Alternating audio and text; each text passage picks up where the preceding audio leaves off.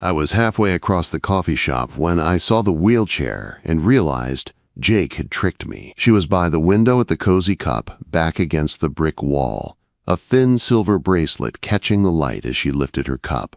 Her hair was dark, pulled into a low knot at the nape of her neck, and her dress was a deep green that made her eyes look even darker. The wheelchair sat folded beside her chair, matte black, neat and quiet. My boots stuck to the floor for a second. Jake had set me up. He never said a word about this. I should probably back up. My name is Liam. I am 25, and I swing a hammer for a living. I work as a framing carpenter on new houses outside Portland, Oregon. My days start before sunrise with black coffee in a dented thermos and end when my shoulders burn and there is sawdust in my hair. I rent a small studio above a bike shop on Southeast Division. It is one room, a tiny kitchen, a bathroom I can touch wall to wall if I stand in the middle. It is quiet. No roommates, no drama, just the sound of tires on wet pavement when it rains. I like it that way. My crew says I take everything slow. Slow to talk, slow to text, slow to date. Jake, my lead framer and the closest thing I have to a best friend, never lets it go. He says I am going to die alone with a perfect tool rack and no one to see it. He might be right. I have had a few girlfriends, nothing serious. They get tired of my quiet. Or I get tired of pretending I am someone louder. It always ends with a polite, "Stay friends." That never happens. So when Jake cornered me on site with the blind date idea, I almost said no. We were standing by the tailgate, dust floating in the air, radio playing some old Springsteen song. 1 hour, he said. Just coffee. That is it. Be a human, Liam. He promised to shut up about my love life for a month if I went. A month of peace sounded good. So I said yes. He texted me the details. Saturday, 7 p.m., the Cozy Cup on Alberta. She'll be near the window. That was it. No name, no picture. I almost backed out twice.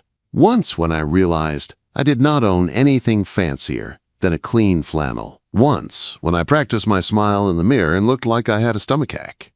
But I went, because I was tired of saying no to everything, because some small part of me still believed something good could show up without warning. The Cozy Cup smelled like cinnamon and burnt sugar. The lights were warm and low, the kind that made the wood tables look older and softer than they were. I walked in 2 minutes early and spotted her right away. Green dress. Dark hair. Wheelchair. She lifted her head as if she felt me looking. "You must be Liam," she said before I even reached the table. Her voice was low and steady, not shy, not loud, just sure. "Yeah," I said, pulling out the chair across from her. "That's me, and you're..." "Clara," she said, "you made it. Jake said you would. He also said you would probably be wearing sawdust." I glanced down at my jeans. There was a faint white streak on my thigh. I brushed at it, heat rising in my face. He did not tell me everything. I said before I could stop myself, eyes flicking toward the folded wheelchair by her chair. Her gaze followed mine, then came back up to my face. One eyebrow lifted, just a little. "Let me guess," she said. "He did not mention the chair." "No," I said. I could feel my jaw tighten. He left that part out. "Then you were tricked into a date with a half-paralyzed girl," she said, matter of fact. "No tremor, no drama. You can leave if you want. I will drink my cappuccino and tell him a stranger ran off. It will be a good story." There it was, a clean exit. My heart thumped hard once in my chest. The door was 10 steps behind me. The street was wet and dark. My studio was waiting, quiet and empty, just like always. I did not move. "I am already here," I said slowly, "and I like coffee, and I have not talked to anyone who is not holding a nail gun all week." I sat down fully, put my hands flat on the table. "So I am not leaving." Her eyes softened just a little, like I had passed some kind of test she had given a lot of people before me. "Okay then," she said. "Cappuccino with extra foam, no cinnamon."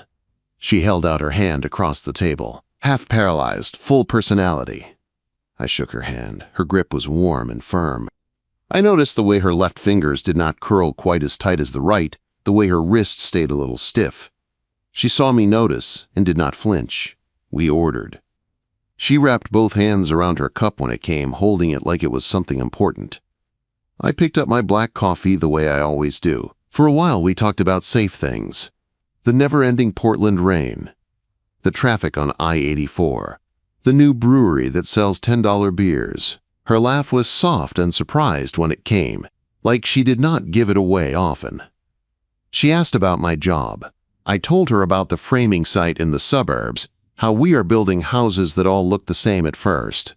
I talked about load-bearing walls and roof lines and how if you get the bones wrong, nothing else matters. She listened with her eyes, not just her ears. Precision matters, she said, even when no one ever sees the inside.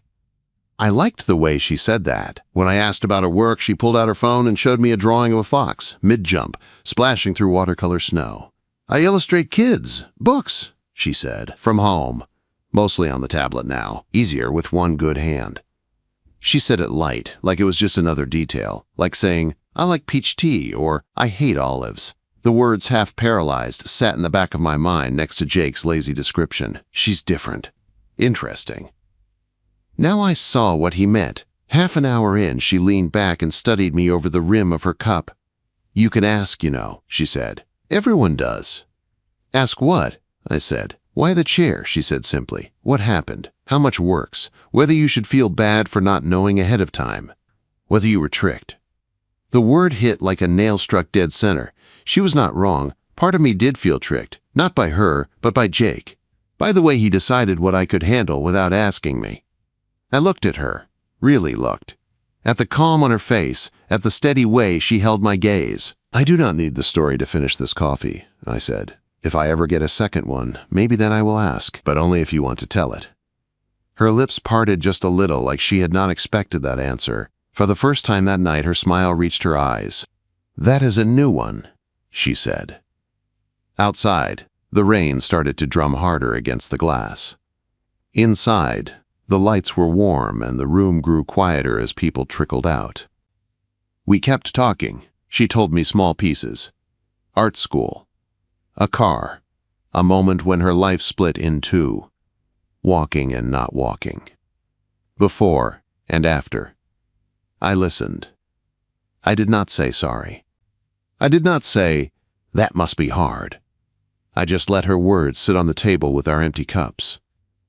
When the barista flipped the chairs onto the tables, Clara glanced at the clock and pulled her wallet from her bag. I should go, she said. Early client call in the morning. I stood, feeling the stiffness in my knees from sitting still too long. I helped her with her coat, not because she needed me to, but because it felt like the right thing to do. At the door, I held it open. She rolled through the kind of smooth skill that told me the chair had been part of her life longer than I could guess. On the sidewalk, the rain had softened to a mist. The street lights turned the wet pavement gold. I offered to walk her to her van. She thought for a second, then nodded. At the curb, she stopped, looked up at me. Raindrops clung to her lashes. Jake did not tell you about me on purpose, she said. He thinks if people know first, they treat me like homework. A good thing they should try to do so they can feel good about themselves. That is why I said you could leave. You think I stayed for extra credit? I asked. I do not know why you stayed, she said, yet. She pulled her keys from her pocket, then paused. Tomorrow, she said, Laurelhurst Park, 10 in the morning. I will bring my sketchbook. You bring the coffee, if you are still not running away. I felt something loosen in my chest. The studio above the bike shop, the quiet, the safe routine, all of it waited for me. So did she. I will be there, I said. She nodded once, like we had made a deal, then started to roll away. After a few feet, she stopped and looked back. Liam, she said, you do not have to stay if it is pity. With me, I mean. Ever. I did not know then how many times that sentence would ring in my head. I just knew my answer, even if I did not say it out loud yet. I was not staying out of pity. I was staying because for the first time in a long time, tomorrow did not feel empty. I woke up before my alarm the next morning. staring at the ceiling like it might have answers. The water stain above my bed looked like a crooked map. Yesterday it pointed to the bike shop and the job site. Today it pointed to Laurelhurst Park and a girl in a green dress with a folded wheelchair beside her. I tried to tell myself it was just coffee in the park, just two people, nothing big. But my stomach still felt tight in that way it does before we set a heavy beam. One wrong move and the whole thing can tilt. I took a shower, put on a clean gray Henley and the only jeans I owned without a rip, and walked to the little market on the corner for drinks. She had mentioned iced peach tea last night. No sugar, extra ice. I had filed it away without meaning to. I grabbed 2 bottles, paid, and headed toward the park. Laurelhurst was already awake by 10. Dogs pulled on their leashes. Kids ran ahead of tired parents. The lake sat in the middle like a gray mirror. I checked my phone. 9:58. I tried not to look like a guy waiting. I failed. At 10:03, she rolled into view. Clara was in a loose blue shirt, sleeves pushed to her elbows, and olive green pants cut off just below the knee. Her hair was down this time, falling around her shoulders in soft waves. The wheelchair looked different in daylight. Sleek, compact, built to move, not just sit. "You are punctual," she said, stopping by a bench under a maple tree. "I like punctual." "You are late," I said. 3 minutes. "I almost gave your tea to a jogger." She smiled, the real kind, and held out her hand for the bottle. "You remembered," she said. "Thank you." We settled into an easy rhythm on the path that looped around the lake. She rolled at a slow, steady pace. I walked beside her, matching it without thinking. The wheels made a soft sound on the pavement, a kind of low hum. Every few minutes she stopped to take a picture. Light through leaves. A dog shaking off water. A kid's balloon caught in a branch. "Reference," she said when she saw me watching. "My brain forgets details if I do not steal them." We passed the rose garden. The bushes were just past their peak, petals starting to brown at the edges. She pulled to a stop and parked under the shade. "Sit," she said, nodding toward the bench. "I need to draw your job." "My job?" I asked. She tapped her tablet awake, pulled a slim stylus from behind her ear like a pencil. "You said you build bones people never see," she said. "Show me in words. I will try to see it with my hands." So I talked. About studs and joists. About measuring twice and cutting once. About how we frame a wall and brace it until the load spreads. About how a house can look perfect from the outside and still be wrong underneath. She listened, head tilted, stylus moving. I watched the lines appear on the screen. Not a house, not really. More like an outline of beams and cross braces, but the weight felt right somehow. "See," she said, turning the tablet toward me. "Bones." "You got the ladder wrong," I said, pointing. "I am taller than that." She laughed, rolled her eyes, made a quick adjustment. The ladder grew. My figure on it did too. We sat there for a while. The sun moved. The air warmed. A little boy wandered close, staring openly at her chair. His mom rushed over, pulling him away with a sharp, "Do not stare, honey." Clara watched them go. Her face did not change, but her grip on the stylus tightened. "You want to know the worst part?" she said. "What?" I asked. "It is not the stairs," she said. "Not the ramps or the doors or the curbs. It is the apology in people's eyes when they realize they are in my way, like I am some kind of walking lesson they did not ask for." I thought about Jake, about how he had forgotten to tell me about the chair, about the way the barista had hovered with her cup last night, about my own feet stuck to the floor when I first saw her. "I do not want to be another apology," I said. She looked at me for a long second. "Then do not be," she said. We finished the loop. At the gate, she said, "There is a concert next Friday, on the East Bank. Outside, live music, blankets, bad tacos. Do you want to go?" The question hung there between us. I saw the picture in my head, her in the chair, me beside her. People looking. People pretending not to look. My chest tightened. "Only if I bring the tacos," I said. "Good ones." From the food carts on Mississippi. Her smile flashed quick and bright. Deal, she said. All week the idea sat in my head like a nail half-driven. At work, I missed shots I never miss.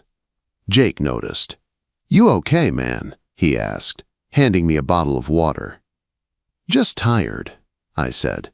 From what? He said. Your busy schedule of going home and not dating. Quote. I told him about Clara. Not everything, just her name, the coffee, the park. I left out the chair.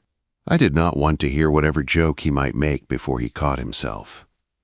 Friday came faster than I expected. I showered off the sawdust, put on a black t-shirt that did not have a logo on it, grabbed a blanket and a paper bag of tacos. The East Bank was already busy when I got there. String lights hung between poles. People sat on blankets in messy rows. The river ran dark beside us. Clara was near the back, where the ground was flatter. Her chair was parked on a navy quilt with tiny white stars. A small cooler sat beside her. You are early, she said when I stepped into the glow of the nearest light. So are you, I said. I like watching people set up, she said. They arrange their lives on one patch of grass. You can tell a lot from what they put down first. She opened the cooler, pulled out 2 iced teas. Peach, she said. No sugar. We sat on the blanket, side by side. The music started. 2 people with guitars and voices like warm smoke. We ate tacos. I told her about a beam that almost went in crooked this week, and how the whole crew had to scramble to fix it. She told me about her fox story and how the publisher wanted the fox to smile more, but she thought it was more interesting when it looked a little lost. Kids know more about Lost than people think, she said. About halfway through the set, I started to notice it. The glances, the whispers, not many, just a few. A couple behind us, a woman up front turning to look back, then nudging her friend. Their eyes went to the chair first, then to me, then away, like they had been caught. Clara felt it too. I could see it in the way her shoulders lifted and stayed that way, in the way she folded her arms across her chest. You okay? I asked quietly. I am fine, she said. Her voice was flat. The song ended. The crowd clapped. The singer talked into the mic about the next track. I did not hear him. I think I am done, she said. You want to leave? I asked. Yes, she said. Please. We packed up in silence. I folded the blanket. She closed the cooler. The music picked up again. We walked, rolled, toward the parking lot. The sound of the guitars faded behind us. At her van, she lowered the ramp and did the transfer with practiced movements. She did not look at me. Her jaw was tight. I am sorry, I said finally. If I said something, if I made it worse. You did not do anything wrong, she said. She leaned her head back against the seat. I just thought I could handle it tonight. People, stares, the whole show. Guess I was wrong. I could have said something, I said, to them. And then what? She asked. They would feel guilty for 5 minutes and go back to their lives. I would still go home with this body. I did not have an answer. The parking lot lights hummed over us. She looked at me then, really looked. Her eyes were dark and tired. You are not what I expected, she said. Is that good or bad? I asked. Yes, she said, a small, crooked smile. Both, neither. I do not know yet. She reached for the door handle, then stopped. Liam, she said. About all this. About me. You do not have to stay if it is pity. If that is all it is, you can step away now. It will hurt less. The word pity hit harder than any insult. It is not pity, I said. I kept my voice steady. I do not stay on job sites for pity. I do not stay at coffee shops for pity. And I do not stay here for pity. Something passed over her face, a flicker too quick to name. Okay, she said softly, we will see. She closed the door. The ramp folded up. The engine started.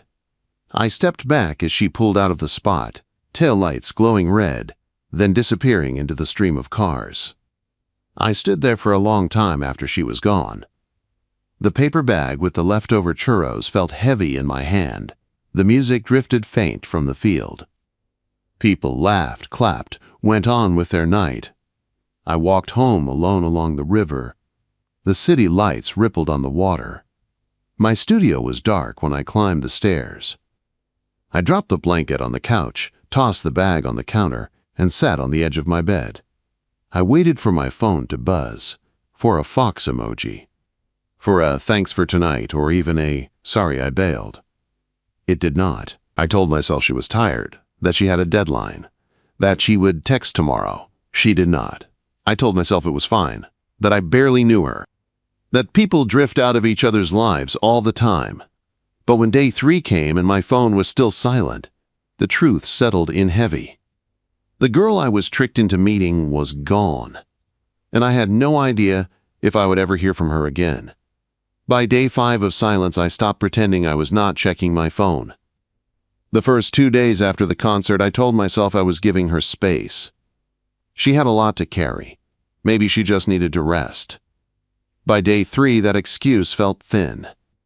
By day 4, it felt like a lie. I kept my phone in my pocket on sight, the weight of it like an extra tool. Every time it buzzed for a weather alert or a group text from the crew, my heart jumped and then dropped. No fox emoji, no hey, nothing. Jake noticed the change before I said a word. "You look like you lost a fight with a nail gun," he said, leaning on a stack of lumber. "What happened with that girl from the cafe?" Quote, "She ghosted," I said, driving a nail in a little too hard. The wood split. I pulled the nail out and tried again. He opened his mouth, ready to say something dumb, then saw my face and shut it. "Give it time," he said instead. "People have storms you do not see." Time did not help. I tried to keep busy. Work, eat, sleep, repeat. But the quiet felt different now. It was not the nice kind I used to enjoy. It was sharp, like walking into a room where someone had just left. On day 7, I caught myself drawing on the back of a cut list. I was on my break, sitting on the tailgate, pen in hand. Without thinking, I sketched a bench, a tree, and a guy with a messy haircut holding 2 iced teas. The lines were bad. My hand was rough. But I knew who it was. Me. I added a second figure, a shape in a chair beside the bench. No face, just a cat to outline. My chest tightened. I stared at the drawing, then folded the paper and shoved it in my pocket like I had been caught. That night I walked to Laurelhurst Park. The sky was a flat gray. The air smelled like wet dirt and cut grass. The maple tree stood over the bench like it always did. The bench was empty. I sat down anyway. I watched couples pass by, runners, dog walkers, a dad pushing a stroller with one hand and eating a hot dog with the other. None of them were her. I stayed until the light started to fade and the air turned cold enough to bite. On day 10, I did something that felt both stupid and necessary. I took the crumpled drawing from my pocket, smoothed it out, and made a new version on clean paper. Same bench. Same guy with 2 drinks. This time I gave his face more care. My face. I drew the chair outline beside him, but left it empty. That part hurt, but it felt honest. Then I walked to an address I had seen once when she punched it into her phone for a ride share. A small building not far from the park. I did not go up to her door. I did not knock. Instead, I slid the folded sketch into the mailbox slot and walked away. No note. No name. Just the drawing. People only draw what they do not want to forget. The next morning I checked my mailbox like I was waiting for a notice from the bank. Bills, a pizza flyer, a coupon for oil changes I did not need. No answer. I tried to let it go. I told myself that the drawing was for me, not for her. A way to let something out of my chest. A way to say, you mattered, even if she had moved on.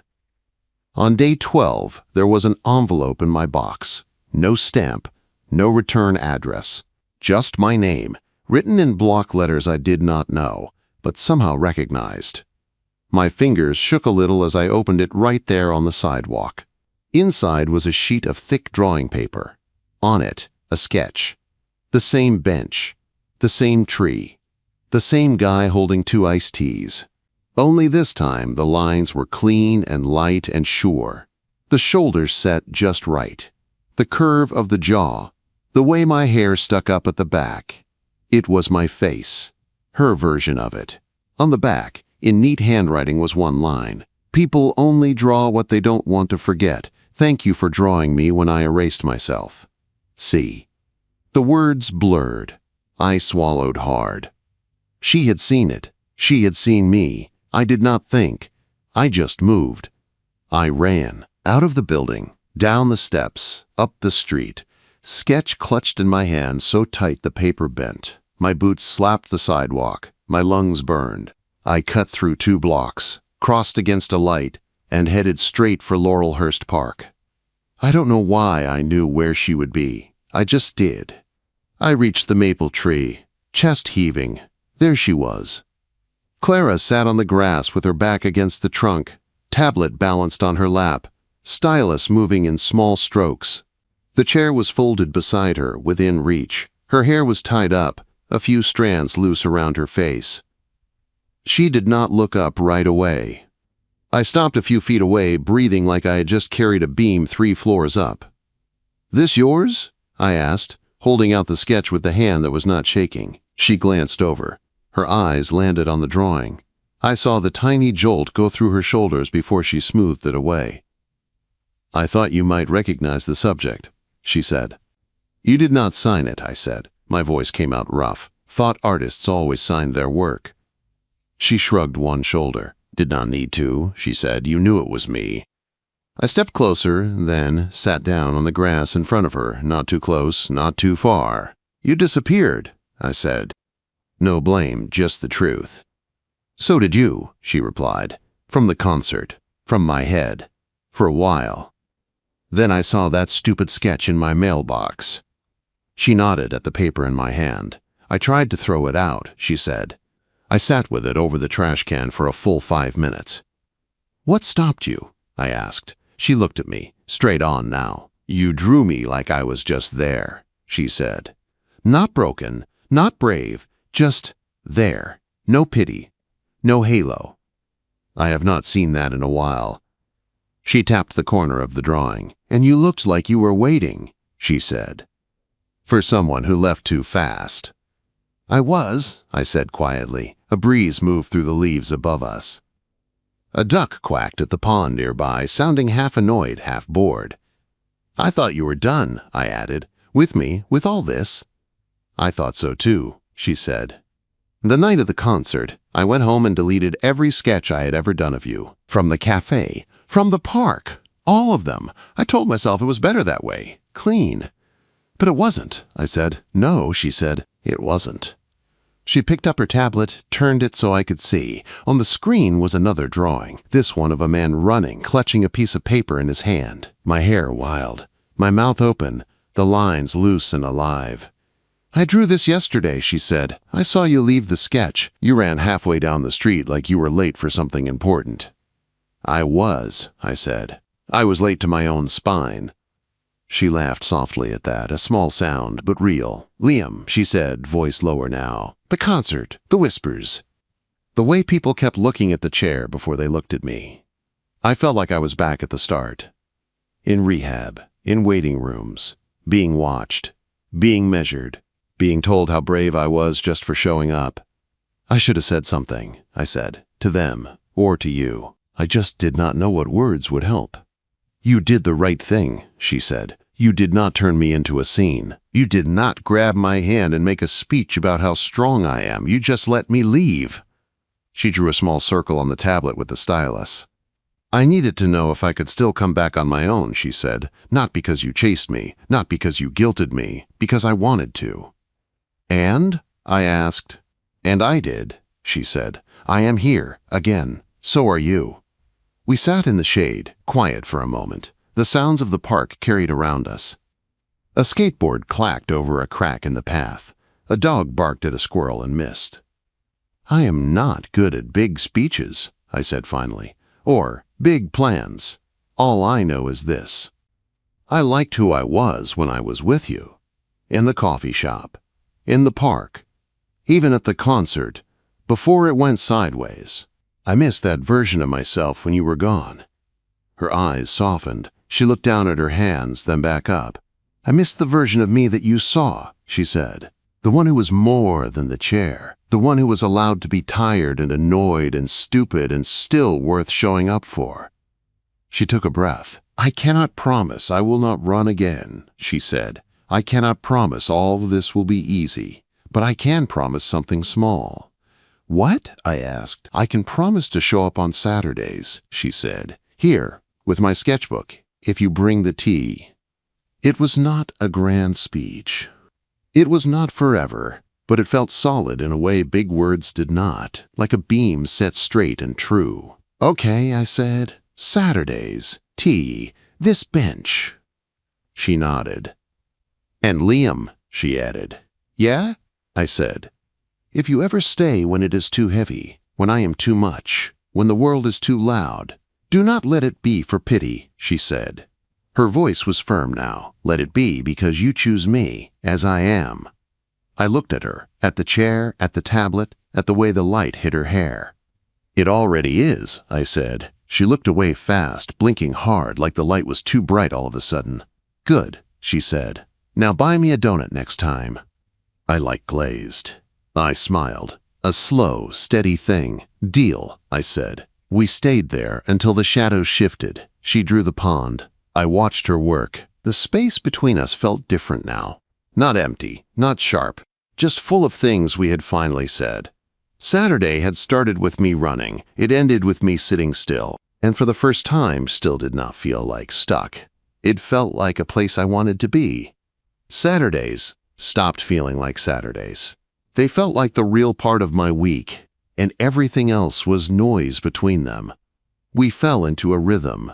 I would wake up early, grab 2 iced peach teas and a bag of glazed donuts, and get to the bench a little before 10. Clara would roll in a few minutes late, tablet on her lap, hair in a braid or loose around her face, always looking like she brought color with her. Sometimes we talked for hours.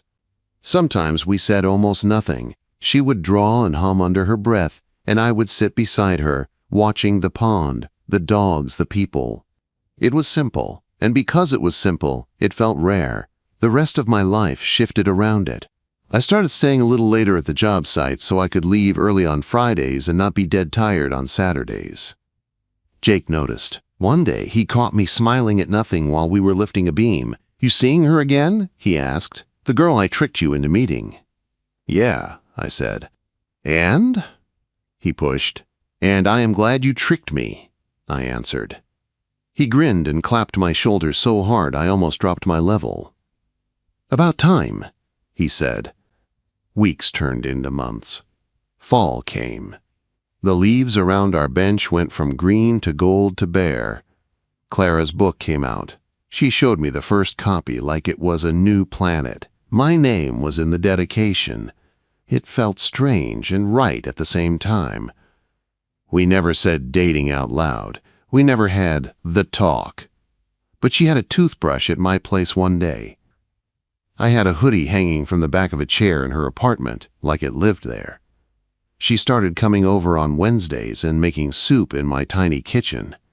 I started fixing small things around her place without asking. Loose cabinet doors. A sticky window. A light switch that flickered. It was not perfect. Some days she woke up tired and quiet, and I could see pain written in the way she moved. Some days I came home so sore and drained that I just wanted to lay on the floor and let the world go on without me. On those days, we did not pretend to be fine. We just let the other one be there. Then the offer came and shook everything. We were at my place one rainy night in December. The windows fogged from the steam rising off the pot of chili she had made. Her chair was parked near the couch. She had kicked off her shoes and tucked her feet up, bare toes peeking out from under a blanket. Her phone buzzed on the coffee table. She glanced at it, then away. "You can check it," I said. "It is just email," she said. The phone buzzed again. She sighed, picked it up and frowned at the screen. "What is it?" I asked.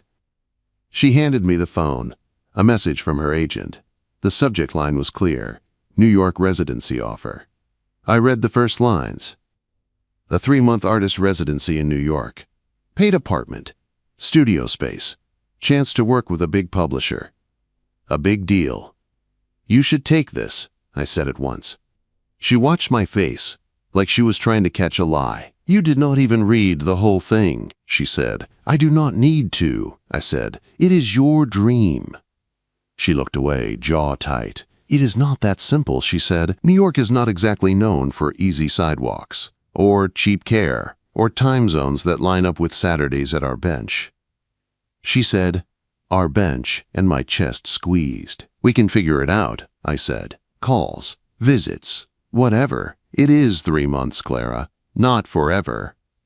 She chewed her lip. And what if 3 months turns into a job? She asked. A full-time gig, a move, a life there. What then?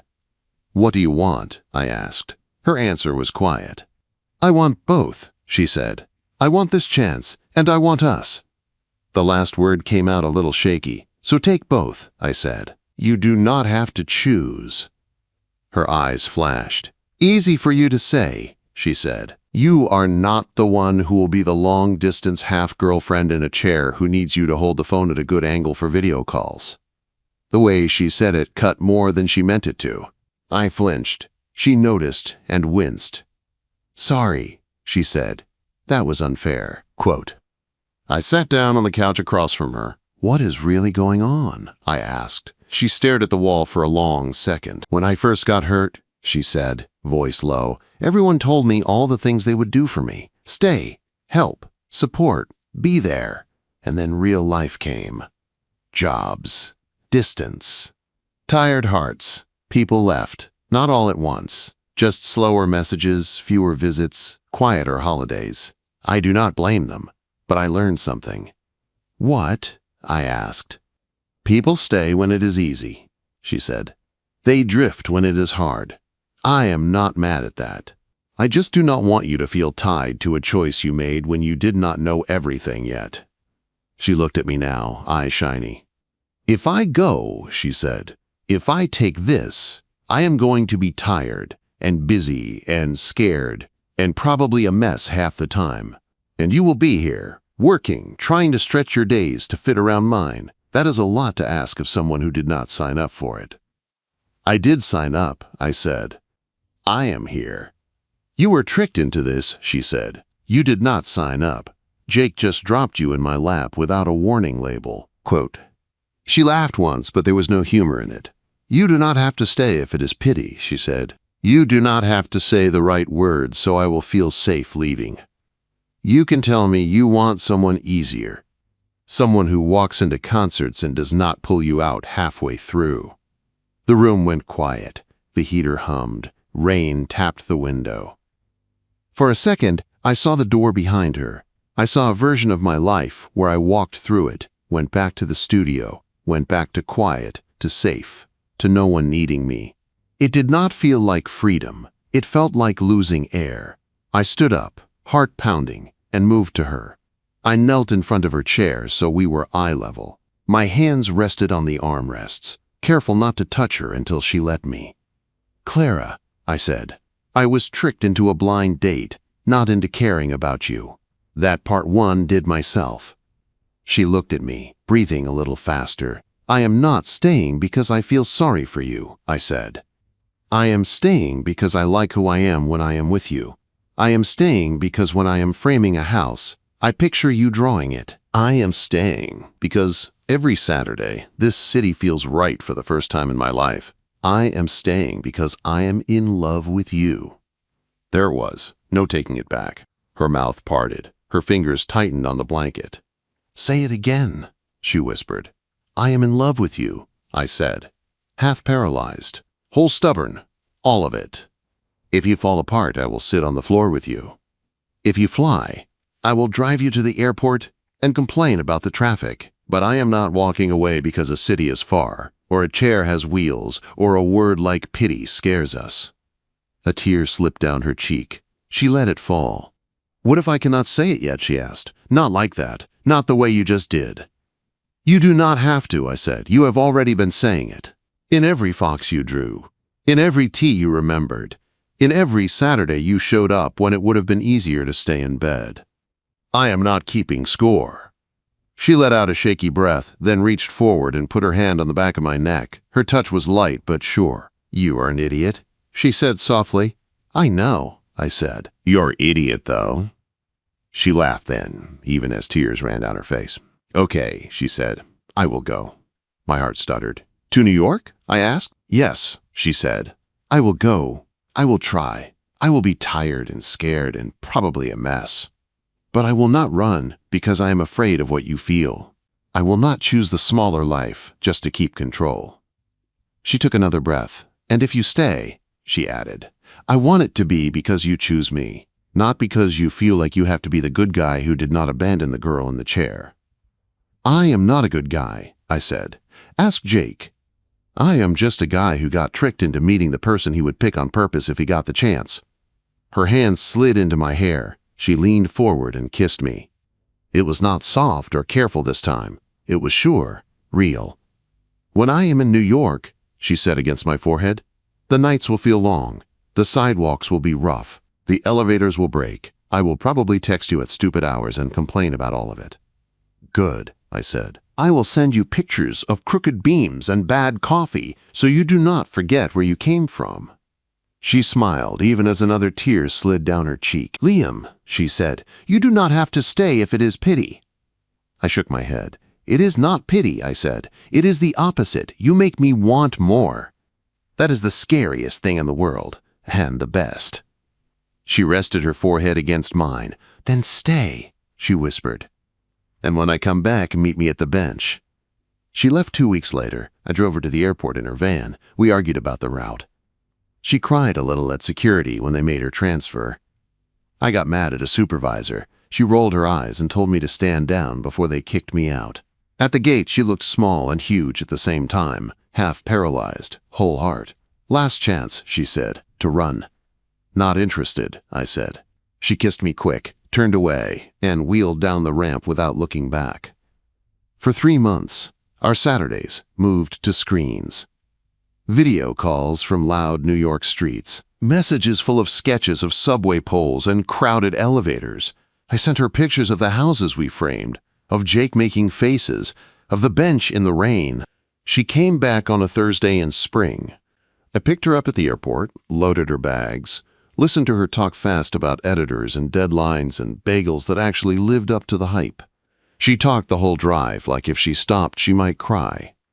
On Saturday I got to the bench early, 2 iced peach teas, a bag of glazed donuts. The park smelled like wet dirt and new leaves.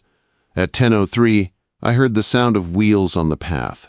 She rolled into view, hair shorter now, eyes the same. She stopped in front of me, looking around like she had to make sure the pond and the tree were real. You came back, I said. I told you to meet me at the bench, she said. You stayed. Of course I stayed, I said. I live here. She smiled, then her face turned serious.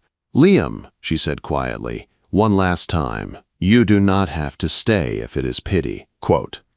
I stepped closer, put the tea in her holder, set the bag of donuts on her lap, and leaned down so we were eye to eye. It has never been pity, I said. It has always been you. She let out a breath like she had been holding it since the day we met. Then she reached for my hand and held it, fingers lacing with mine. The bench was the same. The park was the same. We were not. I had been tricked into that first date. Trick or not, if someone handed me that night again, the girl in the green dress, the folded chair, the choice to stay or walk out, I knew exactly what I would do. I would sit down, and I would stay.